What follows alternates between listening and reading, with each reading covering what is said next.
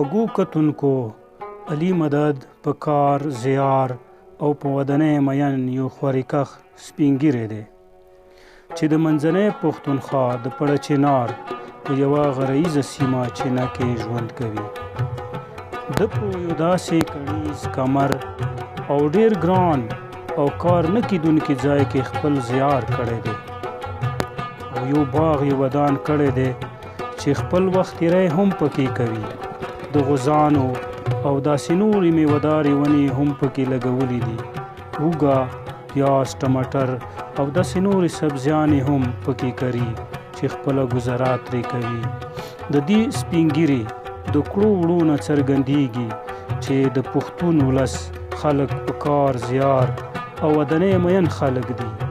دوی هر چرته او هر څنګه حالاتو کې ځان لا د خوراک د پیدا کولو صلاحیت لري او په خپل زیار پیدا کړي ګټه او خوراک خوښوي. ډیرو درنو او خوږو کتونکو د نورو ډیرو خپرونو لپاره زموږ دا چینل خوښ کړئ، سبسکرایب کړئ او شیر یې کړئ. ډیره مننه.